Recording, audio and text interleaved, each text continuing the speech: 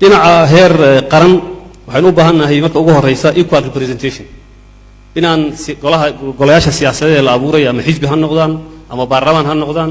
kaalin u qaadanta Soomaalida inay helaan taas waan bilownay toddobaadkan waraaqan qorayna ku saabsan in baarlamaanka Soomaalida ee hadda 23 la gaarsiiyo ilaa 50 in la gaarsiiyo maadaama formulaha lagu shaqeeyay uu ahaa 100,000 oo qof ayaa hal MP yeelanaya heer federaal haddii tirada dadka Soomaalida ay 6 milyan tahay inay 60 xildhibaan helaan bay ugu yaraan federaalka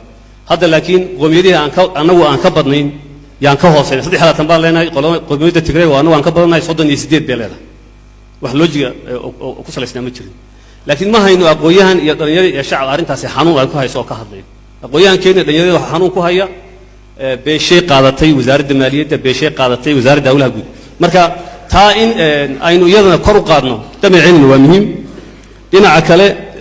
in affirmative action loo sameeyo maadaama oo 30 sano u dambeysay dhinaca leyrka dhinaca biyaha dhinaca jidadka u jeeda telecommunication electricity iyo jidadka asphalt roads ka wadanka laga dhisay maadaama oo reedka percentage-ka wadanka aan leenahay uu aad u hooseeyo 4% uu maraya meelaha qaar kood markay deegaanada kala marayaan 30 ama 40 maadaama halkaan marayno dhammaan markan oo cadeyntii la keenay House of Federation-ka intaana sanad walba magdhow ahaan mashaariic ka badan kuwii aanu caadiyan sanadka ayala lahayn in la siiyo intaana iyadana dood aan ka dhigno oo meesha aan la tagno waxay iman kartaa haddii shacabku ay ajenda ka dhigtaan dawladda kaliya maaha haddii odayaasha ajenda u noqoto haddii aqoonyahanka u noqoto kaliya maaha marka xaqanaga federaalka aan doonano baa si duuduuba loo yidhaahay xaqa federaalka seen ku doonana la isma weydiiyo marka taa inaan ka hadalno ta kale waxa weeye inaan cod u qalmo tirada iyo baaxadda dadka Soomaaliyeed meesha aan ku yeelano taas waxaan rajaynaynaa marka hadda xisbiyada la mideeyna laga hadlayo inay iman doonto kulli doodo noocana waa la qaban doonaa kulli hadda waa laga hadli doonaa laakiin annaga dan nooma aha afarta xisbiya hadda wadanka maamulaya dan nooma ka inay burburaan oo wax ka isku bedelaan dambe ayaan rabnaa annagu afar xisbi oo kaliya oo meel jooga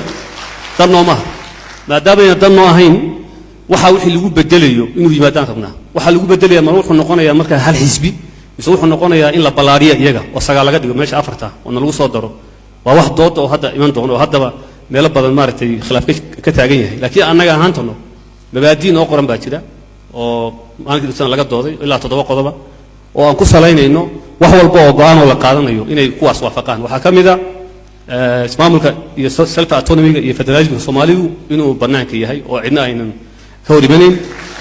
waxa kamid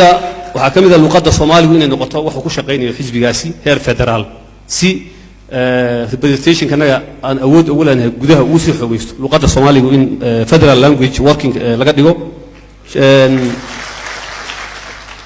waxa kamid ah xisbiga la sameeynaya ee cusub in maadaama hadda ka hor xoolo dhaqatada aan la siin jirin ahmiyad oo uu oran jiray revolutionary democracy wuxuu salka ku hayaa beeraleyda inuu xisbiga la sameeynaya uu yahay mid si cad u sheegaya in xoolo dhaqatadu ay lafdhabar u tahay wadanka oo tixgelinaya kuna saleynaya barnaamijyada siyaasadeed waxa iyagu baahiyooda ay rabaan taana inuu ku daro rural electrification ka kamid ah inta badan beeraleydan baa loo qabtay maadaama xisbiga beeraley ka duulay laakiin hadda dadka reer guraaga banking ka kamid ah insurance ka kamid ah xoolo dhaqatada collateral xoolahoodu ma keeni karaan laakiin beeraleyda dhulkooda u keeni karaan so access to capital ma laha inay xoolo dhaqatadu 100 halaad buu leeyahay laakiin hadduu ilma ka xansado banki kama heli karo 5 kun oo bir kama heli karo marka waxyaalahaas oo dhan mid banki ku fikir ku xisaabtamayo oo political program inuu la yimaado weeyaan hadda gacanta lagu hayaa political programkii waxa kale oo dhiman structure-kii uu yeelanayo xisbigaasi haddii la midoobo waxaa dhiman qaabka uu shaqeynayo working process saddexdaas qeexi doona inuu yahay wax ka hor imanaya federalismka iyo inuu nahay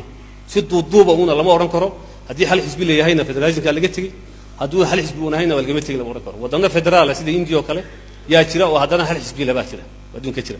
waxa define gareyn doona inuu ka hor imanaya federalismka iyo in kale structure-ka dhismaha heerka dhismaha heer gobol regional level muxuu ahaanaya magac Soomaalidu wadanaya mise ma wadanayo waa very important xisbigaas astaamihiisu muxuu noqonayaa heer regional soo u shaqeynaya awoodaha go'aan ka gaarista waxyaalaha Soomaalida khuseeya kaalintu ku leeyahay cid kale la go'aaminaysa mise go'aaminaya waxaas oo dhan waa in la qeexo qeexitaankaas oo wali aan la diyaarin ka soo bixi doontaa